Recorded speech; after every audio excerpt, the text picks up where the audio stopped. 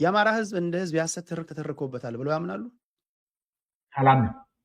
አምኑ? አላምንም። አማራ ገዢ መደብ ተብሎ መሬት ላይ ያለው ከሎተሪ አዛውሪ እስከ መንግስት ሰራተኛ በግል ከሚሰሩ ሰዎች በተለያዩ መንገዶች ላይ ያሉ የአማራ ብሔር ተወላጆች የሐሰት ትርክቱ ሰለባ ሆነው ሲገደሉ፣ ሲፈናቀሉ፣ የሰብአዊ ድርጊት ሲፈጸምባቸው እንደኖሩ ብዙዎች ይናገራሉ። እና ይሄ የሐሰት ትርክቱ ውጤት አይደለም? የአማራ ገዢ መደብ ነው ያልከው። የአማራ ገዢ መደብ በኢትዮጵያ ውስጥ ለረጅም ጊዜ ገዢ መደብ ሆነው እነዚህ አማሮች ናቸው ማለት አይደለም። ገዢ መደቡ የፊውዳል ገዢ መደብ ግፍ ሲፈጽም እንደነበረ ታሪክ ነው እንጂ ትርክት አይደለም። እሱ ታሪክ ነው።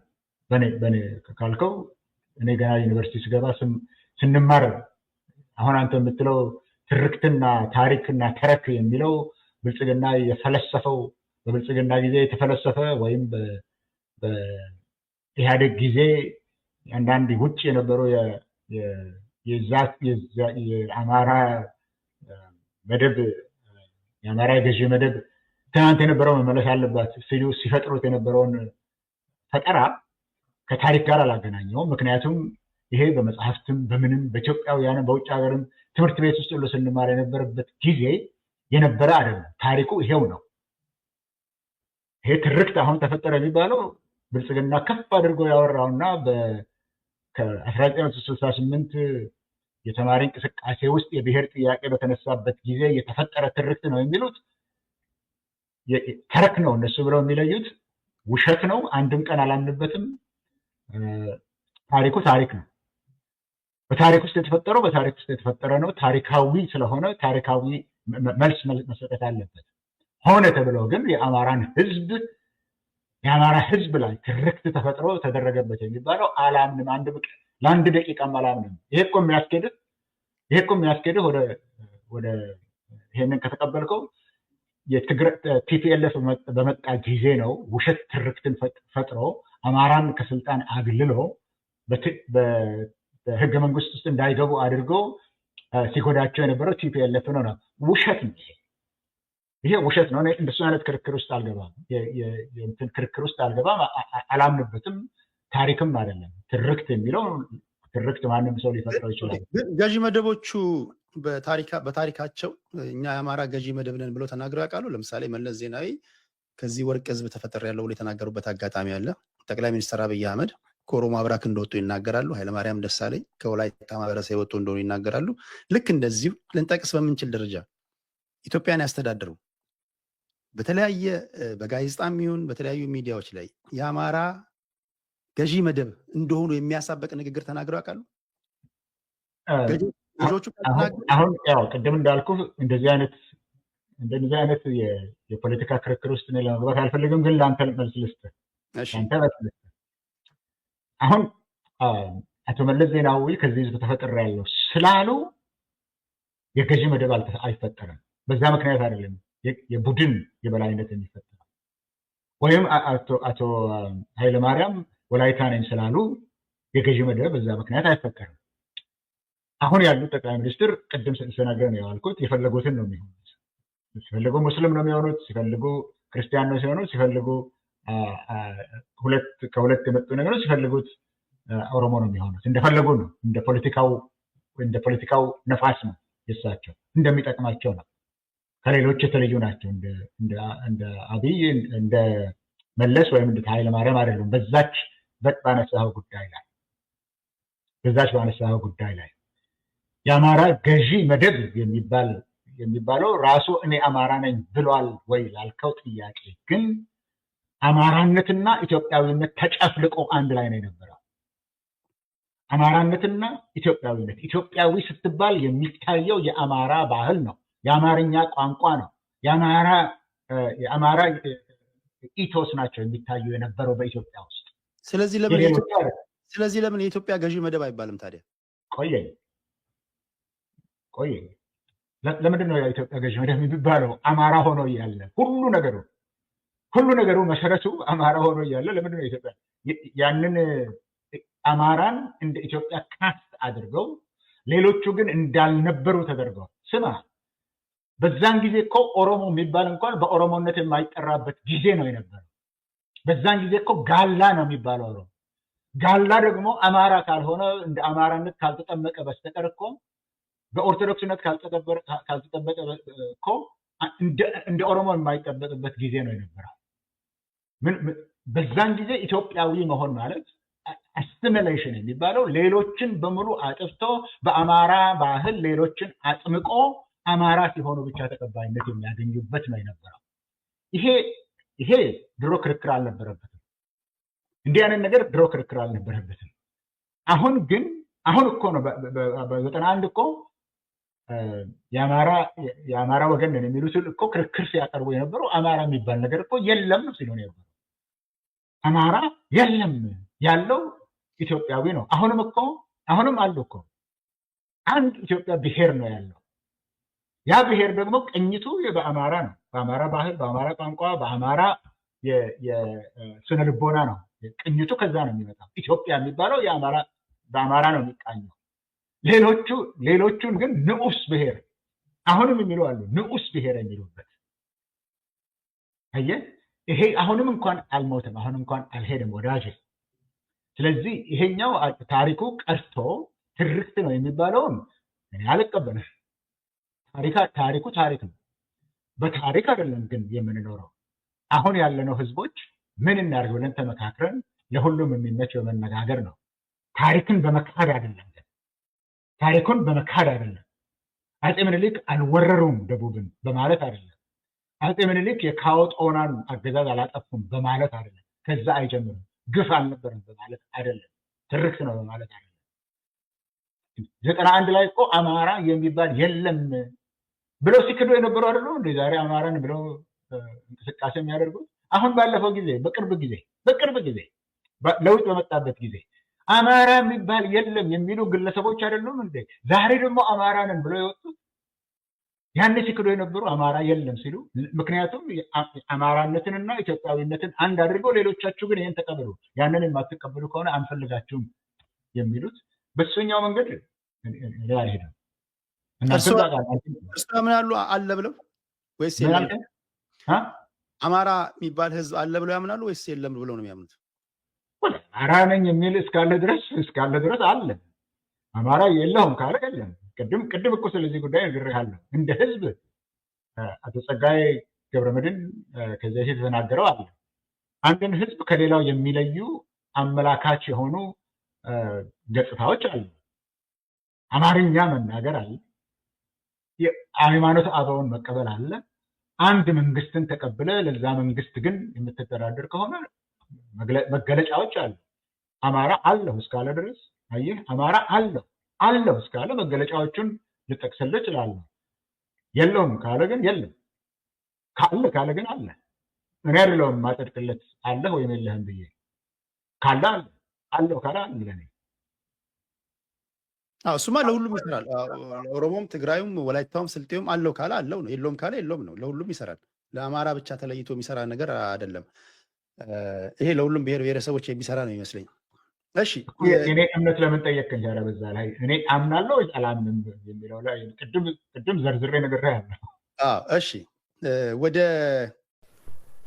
እንደምን አላችሁ ወገኖቼ፣ ኢትዮጵያውያን እንደምን ሰነበታችሁ? ዛሬ መጋቢት 14 2017 ዓመተ ምህረት እንደ ኢትዮጵያ አቆጣጠር የሚገርም ነው እና አጋጣሚ ይህን ቪዲዮ በማግኘቴ በእውነቱ ደስ ነው ያለኝ። እንዳዳመጣችሁት ነው። እኔ የኦሮሞ ምሁራኖች ብዙ ጊዜ ከኢንፌሪዮሪቲ ኮምፕሌክስ ወይም ጥልቅ ከሆነ የበታችነት ስሜት የወጡ አጋጥሞኝ አያውቅም። እኔ በእናቴ በኩል የኦሮሞ ብሔረሰብ ተወላጅ ነኝ። ተወልጄ ያደግኩት አዲስ አበባ በመሆኑ እንኳንም አዲስ አበባ ላይ ወለዱኝ ነው የምለው። ለምን ብትሉ ከሁሉም ብሔረሰብ ጋር አብሬ ስላደግኩኝ ምንም ይሄ ስሜቴ በሙሉ ኢትዮጵያዊነት ነው።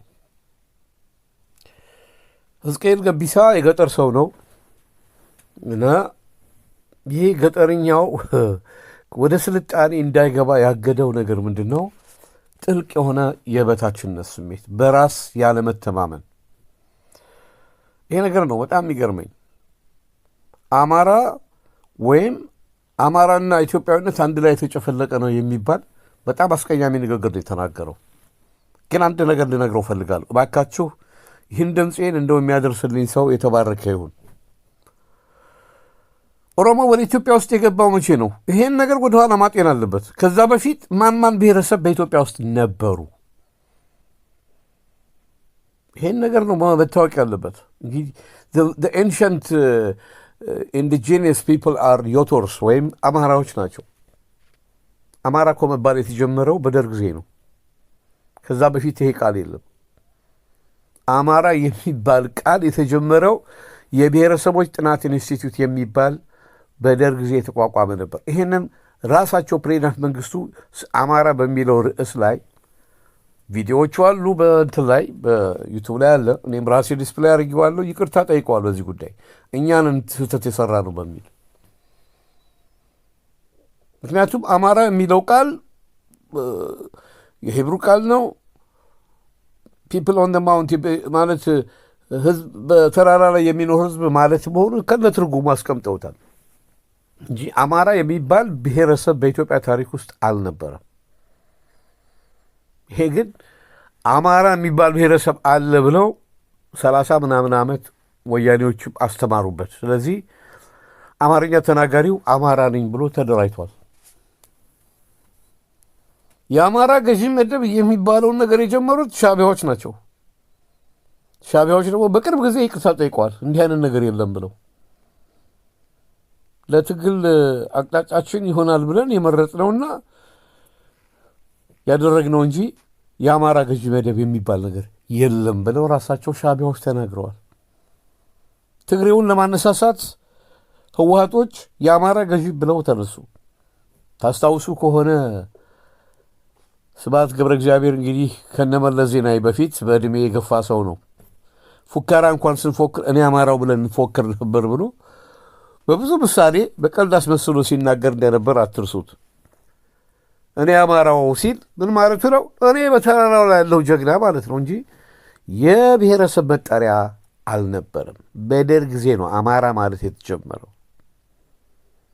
እርግጥ ነው በኦሮሞም ቢሆን እርስ በርስ መናናቅ አለ። እኔ የወለጋ ኦሮሞዎች አሁን ራሳቸውን በቃ የተለዩ ኦሮሞዎች አድርገው ያዩ ነበር። በደርግ ጊዜ እንሰማለን። ራሳቸው የወለጋ ልጆች እኔ በውትድርና ዓለም እያለሁ ይነግሩኝ ነበር፣ እሰማ ነበር። ሌላውን ይንቃሉ። ጉጂዎች የተናቁ ነበሩ። ዛሬ አባገዳ ተብሎ ለሌላው ኦሮሞ የነሱን ባህል ሲነገር እንሰማለን። ጉጂ ራሱ ቃሉን እንደ ስድብ ነበር የሚጠቀሙበት ሌሎች ኦሮሞዎች። ይሄ ጉጂ ይሏል ነበር እንዴ? መናናቅ በየትም ሀገር አለ፣ ወደፊትም ይኖራል። የማይቆም ነገር ነው። ባለሁበት ሀገር የማይሆኑ መናናቅ አንዱ ከአንዱ በቀለም ብቻ አይደለም፣ በኤትኒክ እዚህ በዘር መናናቅ ወደፊትም ይኖራል። ማንም የሚናናቀው እኮ ታዲያ ለጊዜው ግለሰብ እንጂ በቡድን ደረጃ ለመጀመሪያ ጊዜ የታየው ኢትዮጵያ ውስጥና ሩዋንዳ ውስጥ ነው። ሩዋንዳዎች ግን እርስ በርስ ይቅርታ ተጠያይቀው ሰላማዊ ሆነዋል። ሕዝቅኤል ገቢሳ አሁን ሲናገር ሰምታችሁታል። ኢትዮጵያዊነትና አማራነት አንድነት ተጨፍልቆ ይላል። ኦሮሞ በ16ኛው ክፍለ ዘመን ነው ወደ ኢትዮጵያ የገባው። እነዚህ ትግሬዎች ደግሞ የአክሱም ኪንግደም ከፈረሰ በኋላ ከደቡብ አረቢያ ማለት ከየመን ወደ ኢትዮጵያ የገቡት። ሲገቡ አጋዚያን ነው የሚባሉት። ትግሬ የሚባል ብሔረሰብ የለም። ስማቸው አጋዚያን ነበር የሚባሉት። በኤርትራና በትግራይ ያሉት ሐማሴንና ሰራያዎች፣ በትግራይ ደግሞ ትግራዮች። እነዚህ ከየመን የመጡ ናቸው። ዮቶርስ ወይም ደግሞ ኢንዲጂነስ ፒፕል ዲዩሪንግ አክሱም ኪንግደም ዮቶርስ። ይህን ፕሮፌሰር ሪቻርድ ፓንክርስ በጥናታቸው ላይ አስቀምጠውታል። ዮቶሮች ናቸው ከሆን አማራ ተብሎ የሚጠሩት። የራሳቸው ጽሑፍ ነበራቸው። ከሳባ ዘመን ጀምሮ የነበረ ግዕዝ የሚባል ቋንቋ ነበራቸው። ግዕዝ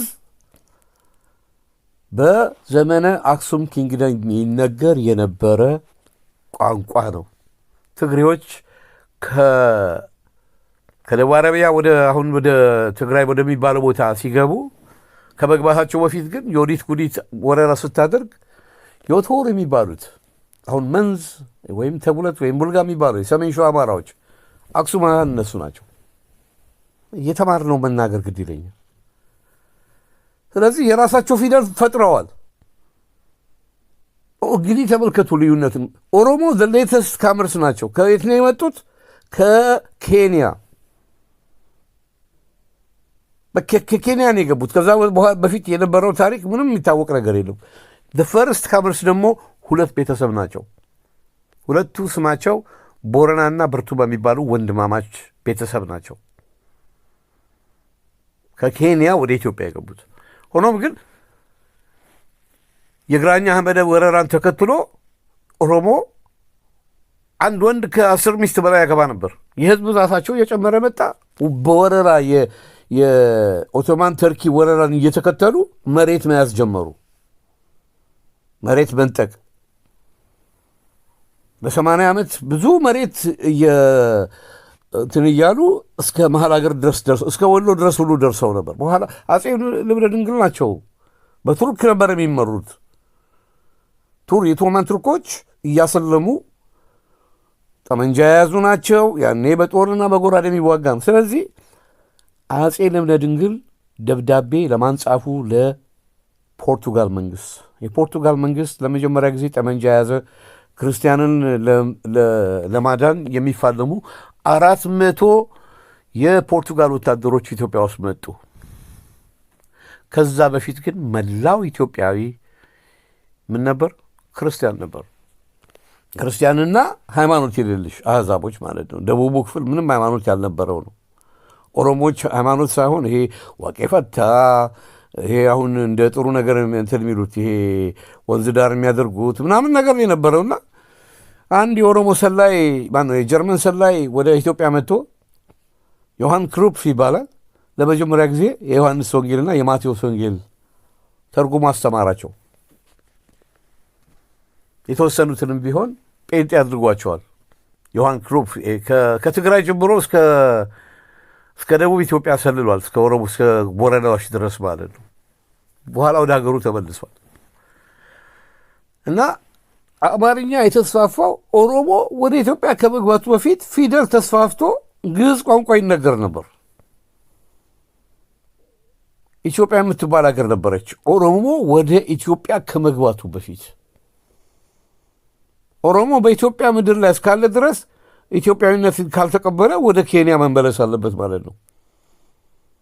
ምክንያቱም ኦሮሞ ወደ ኢትዮጵያ ከመግባቱ በፊት ኢትዮጵያ የምትባል ሀገር ነበረች፣ ወደፊትም ትኖራለች ተብሎ ነው ህዝብ ትግል እያደረገ ያለው። እና አማራነትና ኢትዮጵያዊነት አንድ ላይ ተጨፍልቆ የሚባለው አባባል ቅልጥ ያለ ድርብ የመሃይም ጭንቅላት ንፍጥ ጭንቅላት ነው ያዝከው፣ ብልግናም ጭምር ነው። አማራነት የተጀመረው በደርግ ጊዜ ነው እንጂ ከዛ በፊት ሰው ሲመጻደቅ እኔ ቡልጌው፣ እኔ ተጉለቴው፣ እኔ ወለጋው ብዙ ዘረኝነት የነበረባት ሀገር ናት። ግን በግለሰብ ደረጃ ነው፣ በቡድን ሳይሆን። ለመጀመሪያ ግን የአማራ ገዢ መደብ ብለው የጀመሩት ሻዕቢያና ወያኔዎች ናቸው። የሚገርማችሁ ነገር ሻዕቢያዎች በኦሮሞዎች ላይ የሰሩት የጭንቅላት ጨዋታ በጣም የሚገርም ነው። ለምን ነው ታውቃላችሁ? እኔ በእናቴ በኩል የኦሮሞ ብሔረሰብ ተወላጅ ነው ብያቸዋለሁ። በጣም ቀላል ነው። የኦሮሞዎችን ለአድማ ለማነሳሳት የሆነ ነገር ፈጥረ ስጠው፣ ልትጫወትበት ትችላላችሁ። አታስታውሱም? ሌንጮ ለታን እንዴት መለስ ዜናዊ እንደሚጫወትበት? እኔ በደምብ ለማስታወሰው እሱን ነገር እንደው ምን ብሏል መሰላችሁ መለስ ዜናዊ? ለሕፃን ልጅ በብርጭቆ ሙሉ ውሃ እንደማይሰጥ ሁሉ ለኦሮሞም ስልጣን አይገባውም ብሎ መለስ ዜናዊ በራሱ አንደበት ይናገር ነበር። መናናቅ በሁሉም ደረጃ አለ። ሕዝቅኤል ገቢሳ፣ ይሄ ማነው ጃዋር መሐመድ፣ እነዚህ አሁን የአብይ ባለሥልጣኖች አሁን ባህል ሚኒስትር የተደረገው ሰንደቅ ዓላማውን የኦርቶዶክስ ብሎ የሚናገረው በጣም ብልግና ባለጌዎች ናቸው። መጨረሻ ይሄ ሁሉ ያመጣው ጣጣ ምንድን ነው? ይሄ ሁሉ ችግር የመጣው ኢንፌሪቲ ኮምፕሌክስ ይሉታል ፈረንጆች፣ ጥልቅ የሆነ የበታችነት ስሜት። እነዚህ ነገሮች ካልጠፉ በስተቀር በፍጹም ይህን ስላችሁ እኮ አዲስ አበባ ተወልደው በእናታቸውም በአባታቸውም ከኦሮሞ ብሔረሰብ የተወለዱ ጓደኞቼ እንደኔ ነው የሚያስቡት። እውነቴን ልብላችሁ። ለምሳሌ ትግሬዎችም እንደዛው፣ የትግሬ ምሁራኖችም ስብሐት ገብረ እግዚአብሔር ብቻ ነው ስለ አፄ ምኒልክ ሲጠየቅ ምንድን ነው የሚለው? እንዴ ምኒልክ ትወዳቸዋለሁ ብሎ ለምን አልወዳቸው? በብዙ መልኩ ነው የምወዳቸው። አማርኛንም ቢሆን የሥራ ቋንቋ እንኳን አፄ ምኒልክ አፄ ዮሐንስን ሲጠቀሙበት የነበረ ነው። እኔ በዚህ በኩል ችግር የለብኝም ተውኝ ነው ያለው። ዘርዝ ኖ ኮምፕሌክስ የለም እሱ ጋር። ዕድሜ ልኩን ተደስቶ የኖረ ክፋት ቢመጣ ራሱን ቻሌንጅ ያደረገ ሰው ነው ስብሐት ገብረ እግዚአብሔር። ያውም ትግራይ ነው ተወልዶ ያደገው፣ ግን ማለት በወጣትነት ዘመኑ ወደ መሀል ሀገር የገባው።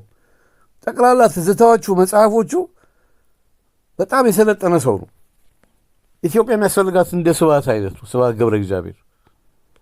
እኛ እንግዲህ ኢንተርቪው የተደረገበት የጻፈውን መጽሐፍ ሳነበው ስብሐት ማን እንደሆነ በግልጽ የሚያስረዳ ነው።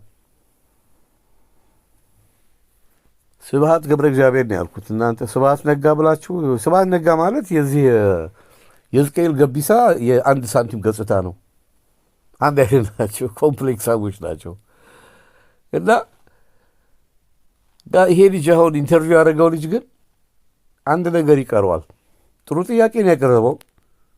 አንድ ለጋዜጠኝነት እንግዲህ ጆርናሊዝም ይማር አይማር ባላውቅም አንድ ጋዜጠኛ ጥያቄ ሲጠይቅ መልሱንም ጭምር ማወቅ አለበት። ግን እዚህ ላይ እኔ የተገነዘብኩት ለመማር ነው የጠየቀው። ምሁር ነው ብሎ ፕሮፌሰር ነው ብሎ እንጂ የአማራን ታሪክ የሚያውቅ ቢሆን ኖሮ ቅድም እኔ ቀደም ሲል የገለጽኩትን በጠቅላላ ባጭሩ ይገልጽለት ነበር። እኔ እስከማውቀው ድረስ ብሎ አማራ የሚባለው አጠራር የተጀመረው በደርግ የኢትዮጵያ መንግስት ዘመን ነው። ከዛ በፊት አማራ ተብሎ የሚጠራ ብሔረሰብ የለም። ፕሮፌሰር መስፍን ወልደማርያምም በዚህ የተከራከሩት ከመለስ ዜናዊ ጋር አስታውሰዋለሁ። አለ እሱ ቪዲዮ። የለም አማራ የሚባል ብሔረሰብ። እኛ የምናውቀው አማርኛ ተናጋሪው ወልጋ፣ ወለዬ፣ ጎንደሬ፣ ጎጃሜ ሲባል እንጂ አማራ የሚባል ነገር ደርግ ነው የጀመረው። ይሄንን መንግስቱ ኃይለማርያም እኛም ተሳስተናል ብለዋል እኮ። ያ ስለ አማራ የሚያብራሩበት ቪዲዮ ላይ ግቡና አዳምጡት። የብሔረሰቦች ጥናት ኢንስቲትዩት የሚባለው ጊዜ ነው የተጀመረው አማራነት እንጂ እኔ ጎጃሜው እኔ ወለየው ዘፈንም ሲዘፈን አማራ የሚባል ዘፈን ሰምታችሁ ታውቃላችሁ? ድሮ የለም። የጎጃም ማር ነሽ የጸደይ አበባ በንም አልረሳሽም አፈር እስክገባ። ሁሉም ለክፍለ ሀገሩ ነበር የሚዘምረው። ኢሉባቦር ኢሉባቦር ኢሉባቦር መቱ ያስደንቃል የደንሽ ውበቱ እየተባለ ሲዘፈን አስታውሳለሁ። ወሎ ደግሞ መይተዋጋና መይተዋጋና ያስባል ገና ኧረ ወሎ መይተዋጋና ሲሉ ጥምቀት በዓል ላይ አስታውሳለሁ። እንትና ራሱ ማነው አያሌው መስፍን ራሱ ስለ ወሎ ዘፍኗል። ስለ አማራ የዘፈነ እኔ አማራ ብሎ የዘፈነ ሰው ሰምቼ አላውቅም። አሁን ነው የተጀመረው። በግጥምም አማራ ተብሎ የተወራ የተጻፈ መጽሐፍ የለም። ዮቶር የሚባለውን እንግዲህ ተመልከቱ። መንዝ ገቡ፣ መንዝ የተባሉ የመጀመሪያዎቹ አክሱማውያን ከአፄ ይኩኖ አምላክ ናቸው። እንግዲህ የመጨረሻው የአክሱም ኪንግደም ሲፈርስ ባዶ ሆነ። ለምን? ዮዲት ጉዲት እንደገና ታቦቱን የእስራኤላዊ ነች፣ የጁዊሽ ሃይማኖት ተከታይ ነች፣ ብዙ ሚሊዮን እልፍ ጦር ይዛ መጣች ነው የሚለው በታሪክ። ከዛ ህዝቡ ተሰዶ ከአክሱም ሸዋ ገባ ይላል። ሸዋ ሲባል ያኔ መንዝ በሚባለው ነው የሚታወቀው። እና መንዚዎች፣ ተውለቴዎች፣ ቡልጌዎች፣ እነዚህ የሰሜን ሸዋ አማራዎች ዛር ኢንዲጂኒየስ የአክሱም ህዝብ ናቸው። ቋንቋቸውም ግዕዝ ነው። አማርኛ የሚባል አልተፈጠረም። አማርኛ የተፈጠረው በላስታዎች ነው። ከላስታ ኪንግደም ከዛጉ የነገሥት ጋር ሲዋጉ የጦርነት ኮድ ነበር። ያ የጦርነት ኮድ ወደ አማርኛነት ተለወጠ። ፊደሉን ከግዕዝ ላይ ወሰዱ። ፊደሉን ከግዕዝ ላይ ወሰዱት። ሁሉም የሴሜቲክ ብሔረሰብ ተወላጆች ከግዕዝ ፊደል ወሰዱ ፊደሉን ሀሁ ሂሃሄ ህሆ እንጂ የአማራ የሚባል ነገር አልነበረም።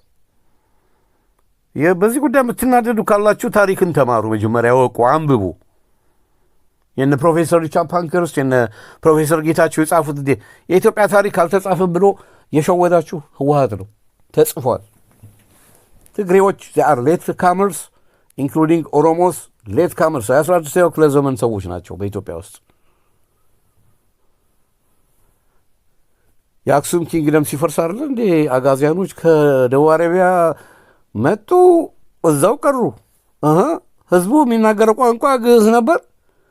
የአረብኛ አክሰንት ይዘው ነው የመጡት። አሁን እስኪ የአረብኛ ትግርኛ ተናጋሪዎቹን የአረብ አክሰንት ነው ያላቸው። ግዕዝ ሲበላሽ ትግርኛ ይሆናል የተባለው ለዛ ነው። እና አማራነትና ኢትዮጵያዊነት ጭፍልቅ ምናምን የምትለው ነገር ታቆማለህ አንተ ባለጌ ነህ። ስድ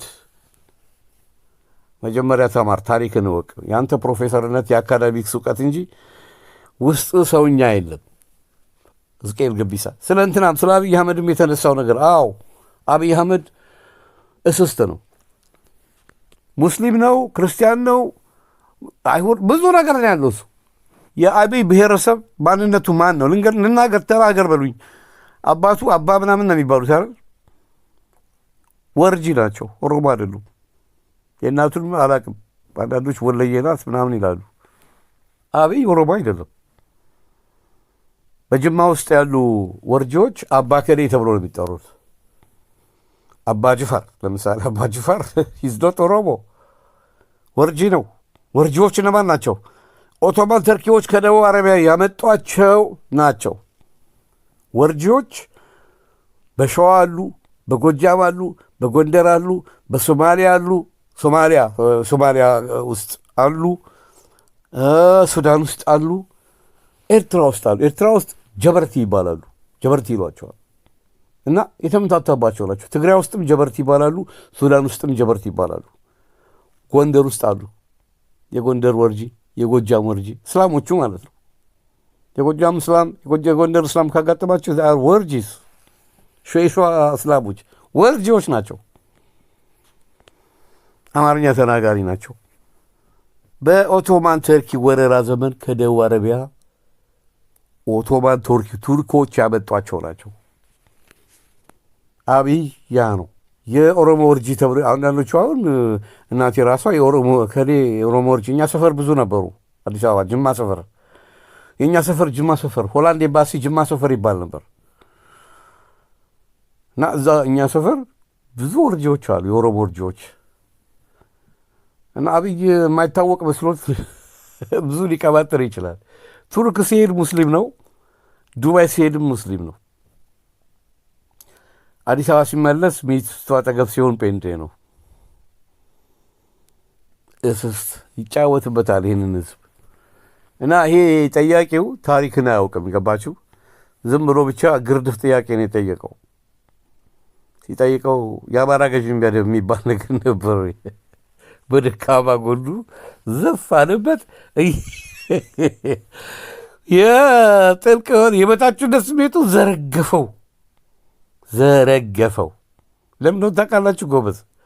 እኔ ሃይስኩልም እያለሁ ኤሌመንተሪም እያለን ከገጠር የሚመጡ ልጆች አሉ። ምክንያቱም አብዛኛዎቹ ገጠር ውስጥ ሃይስኩል ስለሌለ ቤተሰቦቻቸው ይልኳቸዋል።